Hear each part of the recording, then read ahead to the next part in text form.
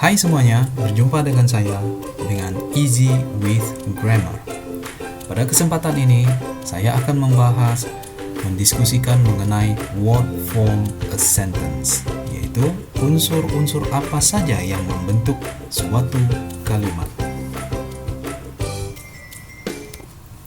Sebelum melangkah lebih jauh, saya akan menjelaskan tentang apa itu sentence atau kalimat. Sentence atau kalimat memiliki definisi sebagai kata atau sekumpulan kata yang memberikan makna melalui ungkapan perintah, pertanyaan, atau pernyataan. Agar pendengar atau pembaca mengerti kalimat yang kita ucapkan atau kita tuliskan, paling tidak kalimat yang baik terdiri dari subjek dan verb. Kemudian apa yang dibutuhkan untuk membuat kalimat? What form a sentence? Yang dibutuhkan untuk membuat kalimat adalah subjek, verb, dan objek. Kita akan membahas satu persatu. Yang pertama, kita akan membahas tentang subjek. Apa subjek? Subjek adalah orang, benda, atau hewan yang melakukan sesuatu dalam kalimat.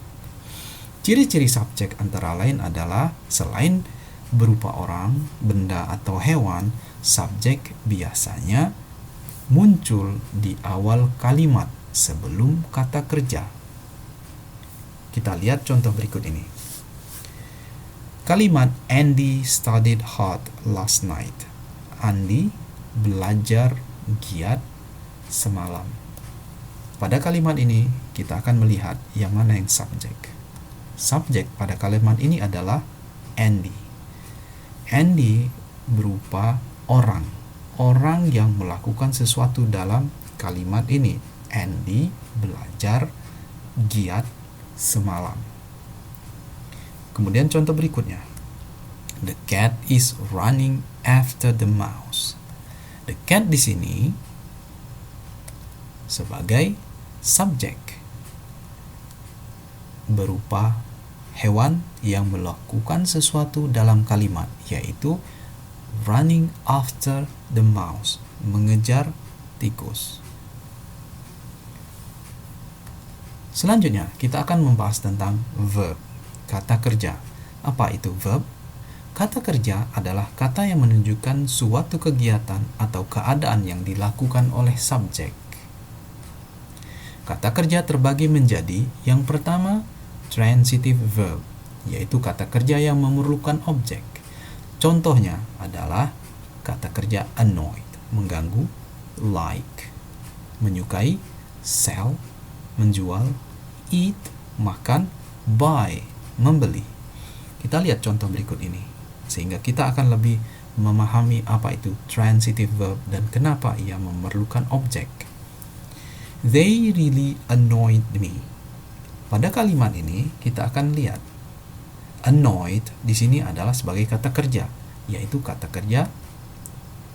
kerja transitive, yaitu kata kerja yang memerlukan objek. Kenapa disebut memerlukan objek? Karena tanpa objek kalimat ini akan janggal dan akan terasa menggantung didengar oleh pendengar. Contohnya, they really annoyed me. Jika kita hilangkan me yang sebagai objek di sini, kita akan mendengar they really annoyed. Mereka benar-benar mengganggu. Maka akan timbul pertanyaan dari si pendengar. Apa yang diganggu oleh mereka? Siapa yang diganggu? Maka karena kalimatnya menggantung, kata kerja ini memerlukan objek untuk menjelaskan lebih jelas makna dalam kalimat secara langsung. They really annoyed me. Maka si pendengar akan mengetahui mereka benar-benar mengganggu saya. Yang diganggu adalah me, saya. Kemudian contoh berikutnya. The dog eats the bone. Eats di sini adalah sebagai kata kerja transitif. Dan the bone di sini adalah kata objek. The dog eats the bone. Anjing tersebut makan tulang. Apabila kita hilangkan atau tidak bunyikan objek di sini menjadi dog eats, maka kalimatnya agak kurang sempurna dan menimbulkan pertanyaan dari si pendengar. Sehingga eats di sini dan annoyed di sini dikategorikan sebagai kata kerja yang memerlukan objek atau transitive verb. Selanjutnya, kata kerja intransitive verb. Apa itu? Kata kerja yang tidak membutuhkan objek. Contoh kata kerjanya adalah study, belajar, die, meninggal atau mati, cough, batuk, laugh, tertawa. Kita lihat contoh berikut ini. The students are studying in the classroom. Murid-murid itu sedang belajar di dalam kelas. Studying di sini berperan sebagai kata kerja intransitive karena dengan menyebutkan kata kerja ini saja maka pendengar akan mengetahui maksud dari kalimat ini secara lengkap. The students are studying. Murid-murid itu sedang belajar. Dan studying di sini tidak memerlukan objek. In the classroom itu adalah sebagai kata kerja sebagai adverb. Di sini berperan sebagai menerangkan kata kerja studying. Kemudian kalimat that dog died suddenly. Died di sini berperan sebagai kata kerja intransitive. Dengan menyebutkan kalimat that dog died, pendengar akan tahu bahwa anjing tersebut mati. Dan kalimat ini sudah lengkap. Suddenly di sini menerangkan kata kerja died dan sebagai adverb. Kemudian kata kerja berikutnya adalah linking verb. Apa itu linking verb?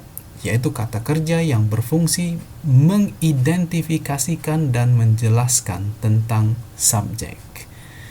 Verb to be itu adalah contoh dari linking verb. To be terdiri dari am, is, are. Ini adalah bentuk present. Kemudian bentuk pastnya adalah was atau were. Jadi ciri-ciri linking verb adalah salah satunya kata kerja to be. Yang kedua, verb yang berhubungan dengan 5 panca indera.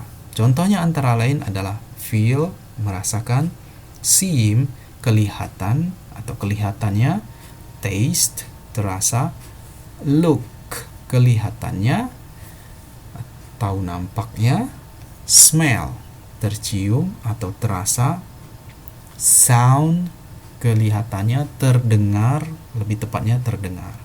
Jadi kata kerja yang berhubungan dengan 5 panca indera dikategorikan sebagai linking verb.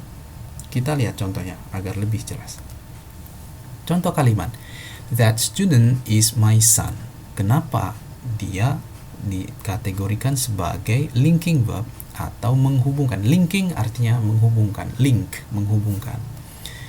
Yang mana linking verb di sini? Linking verb di sini adalah is. Is dikategorikan sebagai kata kerja to be, sedangkan that student adalah subjek. Kenapa sebagai linking verb? Kita lihat. Is sebagai linking verb karena dia mengidentifikasikan atau menjelaskan that student adalah my son. Jadi is di sini adalah mengidentify subjek yaitu that student kepada objek di sini adalah my son. Dalam artian bahwa that student sama dengan my son. That student is equal to my son.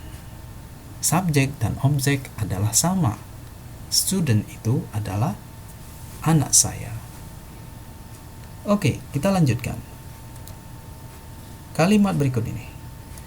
The baby looks happy. The baby di sini sebagai subjek, bayi itu kelihatannya happy, senang. Looks di sini adalah sebagai linking verb.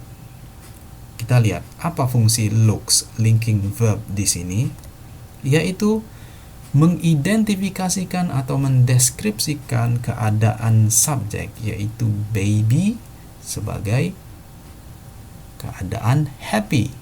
Jadi sama dengan contoh di atas sebelumnya, looks ini sama dengan the baby sama dengan happy. The baby is equal to happy. Jadi the baby diterangkan oleh linking verb dan mendeskripsikannya dengan sifat happy, bahagia, senang. Oke? Kemudian selanjutnya kita akan membahas tentang objek. Apa itu objek? Objek berupa orang, benda, atau hewan yang menerima perlakuan atau aksi dari kata kerja. Kita lihat objek di sini terbagi menjadi dua. Yang pertama, direct object. Adalah objek yang menerima aksi dan merupakan sasaran langsung dari kata kerja. Kalau dalam bahasa Indonesianya kita kenal sebagai objek penderita langsung. Contohnya, a teacher asks a student a question. Guru itu menanyakan pertanyaan kepada murid. A teacher asks a student a question. Sang guru menanyakan murid itu tentang suatu pertanyaan. Kita lihat di sini, a question adalah sebagai direct object. Kenapa direct object? Karena question di sini menerima aksi langsung dari kata kerja ask. Jadi, a teacher ask a question.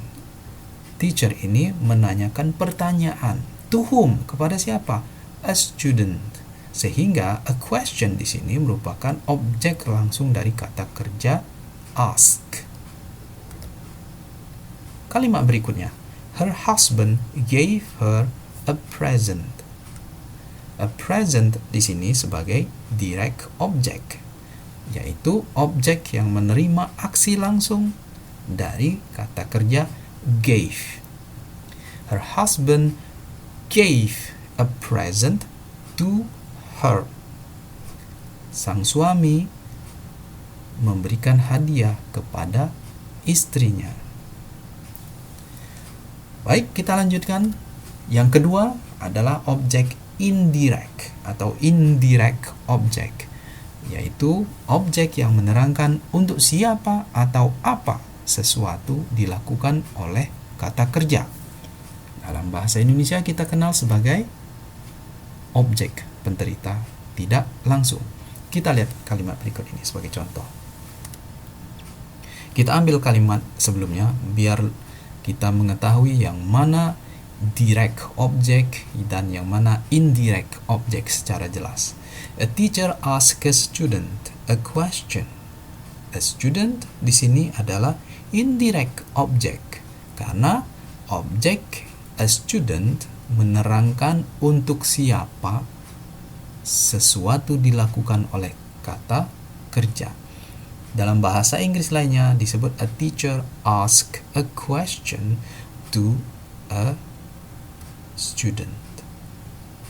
Dan a question di sini sebagai direct object. Kemudian contoh yang sebelumnya juga, her husband gave a present. Her di sini sebagai indirect object dan a present di sini sebagai direct object.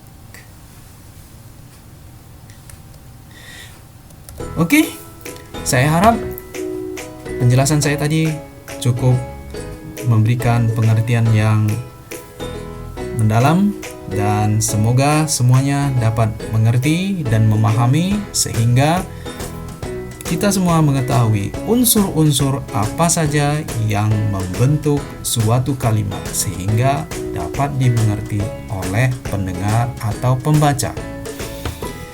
Baik, demikianlah yang dapat saya sampaikan. Jika ada pertanyaan atau komen, silakan tinggalkan di kolom. Kemudian jangan lupa like and subscribe bersama saya Easy with Grammar.